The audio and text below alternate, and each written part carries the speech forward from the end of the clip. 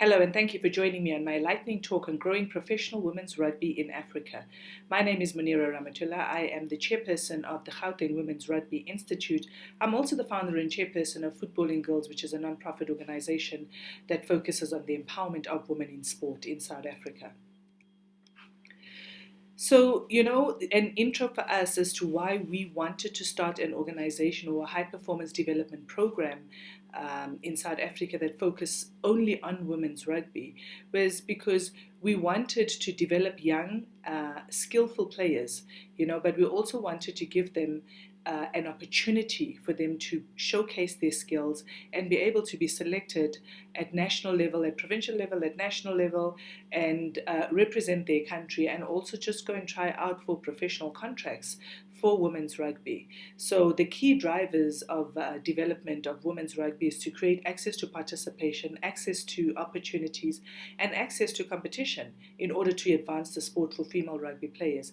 And our institute kind of ticked all those boxes, where we are creating an access to opportunity, we are creating an access to competition, and access to participation.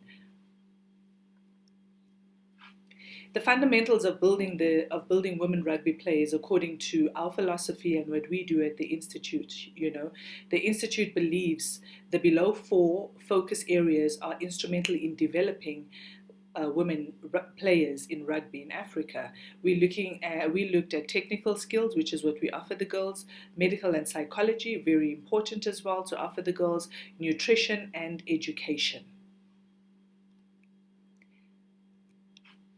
When we look at technical skills, we're talking about, how do we develop the players? That in order for them to be developed, the technical competencies have to be developed as well. We're looking at drills at training, what kind of drills that they need to work with. I mean, your scrum drills, your line out drills, your try drills, and other drills that come with training for rugby. That is very important, and the training sessions need to be focused around that, not only on the technical skills, but around that to improve skill. Because how do I become a better try scorer or a better scrum half? Is by working and honing on those skills, and that is one of the main focuses. Our strength and conditioning as well, and I must say, very important that strength and conditioning, we need to look at strength and conditioning for women, and tailor make it for women, and that is what we did, is we tailor made our strength and conditioning for the female body, for women, in order for them to develop their competencies to build their strength, their stamina, their muscles, and everything else that goes around strength and conditioning. That is very important. A lot of the times you find when it comes to women's rugby is that, people cut and paste a male strength and conditioning program and think that it's going to work. Your strength and conditioning program has to be around the female body and how to develop the female body and how to get optimum out of the female body, how to optimize the female body when it comes to rugby. And then we look at recovery. Recovery is very important. After high intensity games, after games, you need a low intensity training post-match. It's very important, especially for the muscles, for the body, for the rehabilitation of the body and muscles as well. The next aspect is medical and psychology. Medical care is very important.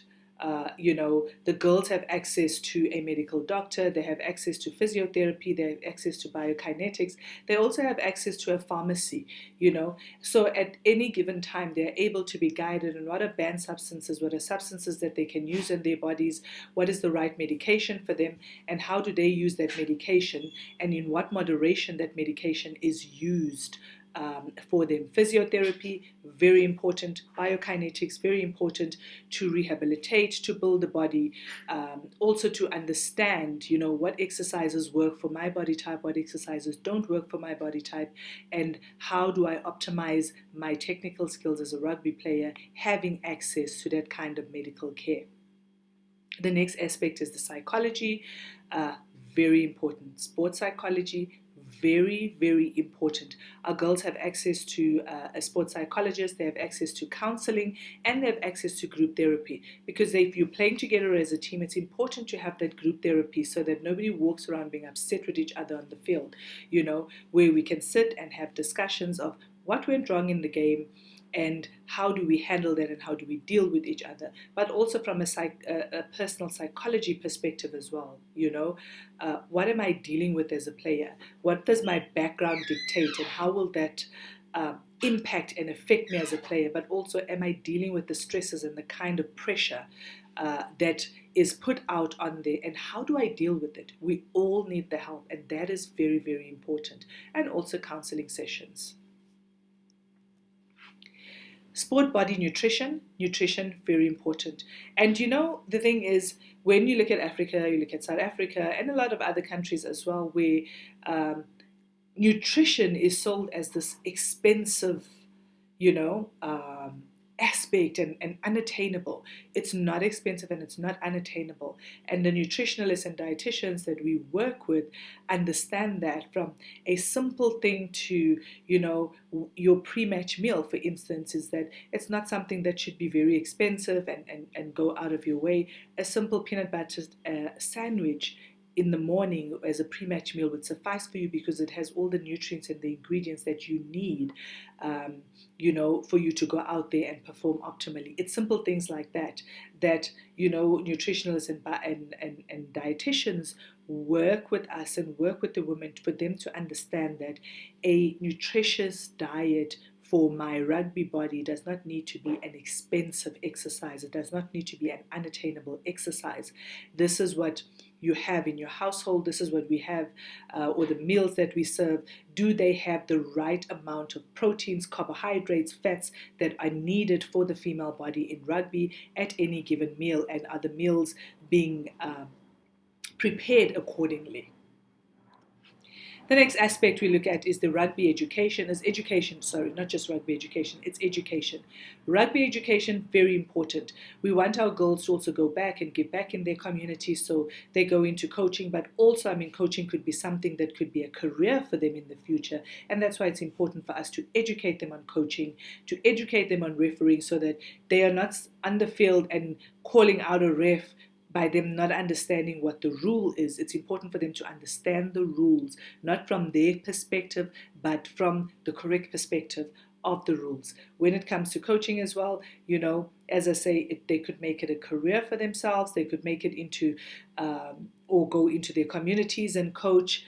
But it's important for us to give them that access to that education, so that they attend these coaching courses, and in future they can decide which way they want to take them.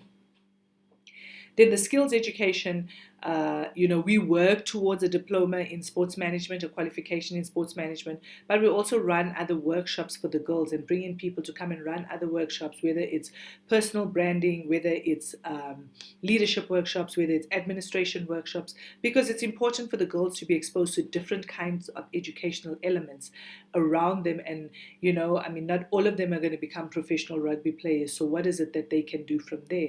They could become a facilitator. From that, they could teach coaching courses, they could teach refereeing, they could become coaches, they could become referees.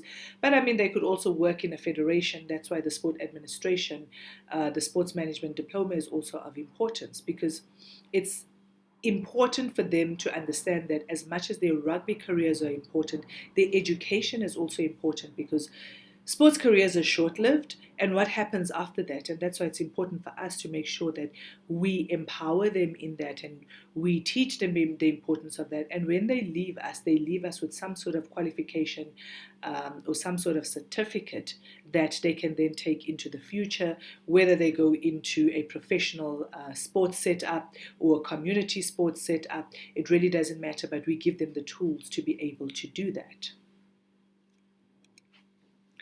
Thank you very much for listening to my quick lightning talk on the Gauteng Women's Rugby Institute in South Africa, which is the first high-performance development program for women's rugby in Africa. But that was the reasoning behind why we did it, and the elements around it which are important, to develop that holistic rugby player. and for her to understand her greatest self, and for her to understand that she can be the next Springbok player, she could be the next Springbok coach, she can be anything that she wants to, and we just need to give her the tools for her to be able to do that. And that's why we have the different elements and the different programs in the Institute.